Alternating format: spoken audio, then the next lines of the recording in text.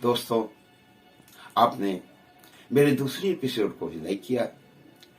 मैं पुनः आपका शुक्रगुजार हूं और हाथ जोड़ने से पहले एक बात प्रश्न रूप में बतला देना चाहता हूं कि इस एपिसोड को कुछ मेरे विद्यार्थी देख रहे हैं। आज वो लज्जित और शर्मिंदगी महसूस कर रहे हैं। एक विद्यार्थी ने मुझसे कहा, सर आप हाथ जोड़ते हैं तो उस समय हम विद्यार्थी लज्जित हो जाते हैं, क्या गुरु शिष्य के सामने नतमस्तक हो सकता है? तो यही तो हमारी संस्कृति है बेटे। यह समस्या हमारे सामने नहीं, त्रेता में गुरु वशिष्ठ के सामने आई थी। गुरु वशिष्ठ ने पूछा, हे राम, आपने समस्त जगत का उद्धार किया, इस गुरु का उद्धार कब करेंगे? हमने मानव रूप में बनकर आपको शिक्षा तो दिया, लेकिन हम आपकी स्तुति कैसे करें? स्तुति करेंगे तो महिमा समाप्त हो जाएगी, और अगर ना करेंगे तो ईश्वर की आराधना, मेरा जीवन बर्बाद हो जाएगा। तो राम ने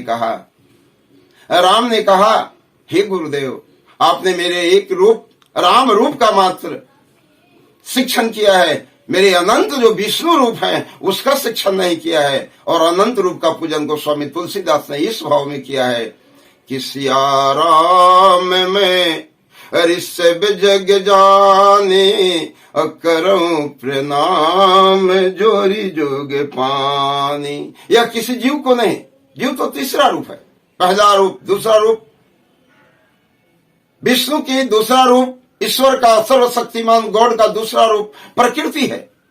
और आज मानव प्रकृति को अपनी मुट्ठी में कैद करना चाहता है, जो हमारी मां है, और इसीलिए तो प्रकृति भड़क गई है।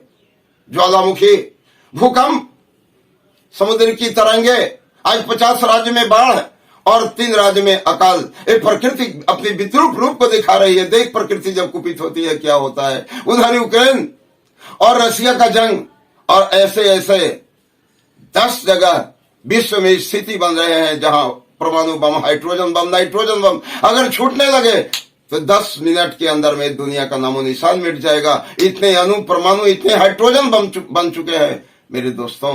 शायद आपको मालूम ही होगा, आप पता लगा दीजिए, वैज्ञानिकों ने अनुमान लगाया है कि विश्व में जितने हाइड्रोजन बम बन चुके हैं, अगर वो सारे के सारे विस्फोट करा दिया जाए तो 23,000 बार इस धरती पर प्रलय लाई जा सकती है। भला सोचो, जब एक बार प्रलय आ जाएगी और फिर भी यहाँ का विद्रूप नजारा होगा। तो इस विद्रूप नजारे को एक विद्यार्थी ने प्रश्न डाला कि आपने जीवन भर में नहीं रोक लिया सर, तो आप रोक लेंगे? तो बच्चे, मेरा जवाब एपिसोड की ओर से है, ताकि ये किसी के मन में प्रश्न न रह जाए। अगर यही बात हमारे जितने भी लेखक और कवि थे, अगर वो सोच लेते, तो सभ्यता की दौड़ में भी थी। एक दिन मनुष्य पेड़ की डाल पर सोता था। आप इतिहास पढ़े होंगे, उसमें इतिहास के शिक्षक से पूछेंगे, वह पहाड़ की कंदराओं में सोता था जहां अग्नि की खोज नहीं हुई थी। लेकिन मनुष्य की थोड़ी सी प्रयास ने आज सभ्यता को खाई में ले जाने जा रहा है। क्यों है? न थी वर्षा, न थी धूप, और न थी वक्ता, न थी चूप। हमें मध्यम श्रेणी में रहना है, और संस्कृति के हम आगे आगे हमारे वैज्ञानिक सभ्यता को ले गए। यही से ये प्रकृति भड़क गई है।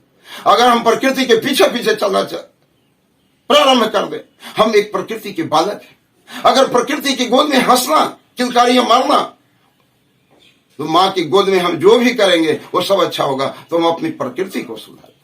मैं धीरे धीरे आपको एक एक करके सारे प्रश्नों का जवाब देता जाऊंगा। कहीं मेरी बातें इतनी लंबी न हो जाए कि आप लोग इसको नकार दें या आपको अच्छा न लगे।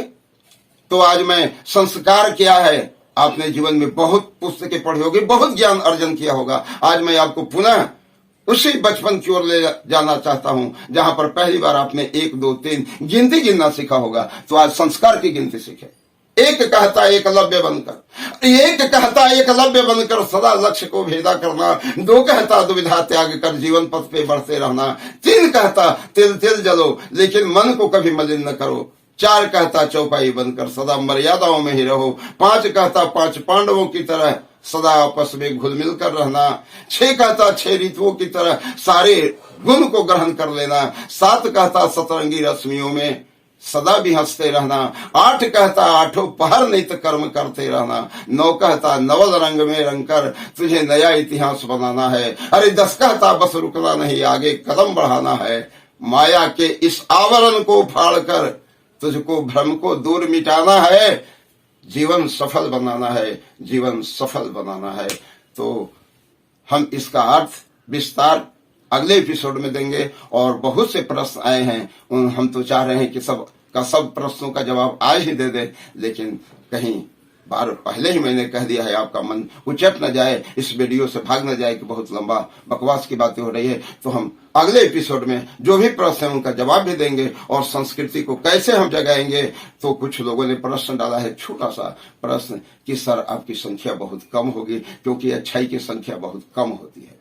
आपने क्या कर दिया कि जीवन पर्यंत शिक्षा दिया, आपके पास एक छोटी सी झोपड़ी भी नहीं है, आप किराए की मकान में रहते हैं। मैं दाऊद नगर में भी सेवा देता हूं, जो लोग नहीं जानते होंगे वो भी जान लें, और बाकी लोग तो देखने वाले करीब करीब दाऊद नगर से ही हैं। अभी तो बाहर के लोग नहीं है, लेकिन जिस दिन बाहर के लोग अगर हो जाएंगे उस दिन कवि की यह वाणी होती है, लेखक की यह ताकत होती है कि वह अमेरिका के बाइडेन को भी, रूस के पुतिन को भी, चीन के जिनपिंग को भी और उत्तर कोरिया के किंग जोंग को भी समझा सकता है कि विश्व में प्रलय नहीं लाओ। अगर तुम में ताकत है तो जरा दुनिया को मुस्कुरा कर दिखा दो। अरे तुम अपने हाइड्रोजन और नाइट्रोजन पंप का प्रयोग किसी गाड़ी में करा दो, जिसमें अगर धीरे धीरे विस्फोट एक परमाणु बम का कराया जा सकता है। अगर ऐसा आविष्कार हो सकता है विज्ञान का, तो गाड़ी बिना पेट्रोल और बिना डीजल के 35 साल तक लगातार चल सकती है। तो बच्चों, जिससे अगर निर्माण का कार्य शुरू हो जाएगा, ये दुनिया अवश्य हरी भरी हो जाएगी। दोस्तों, साथ जो मिले, इसी तरह हमें आपका, हम मिटा देंगे इस धराधाम से, हम मिटा देंगे धराधाम से सारे जुल्म। जय हिंद, जय भारत।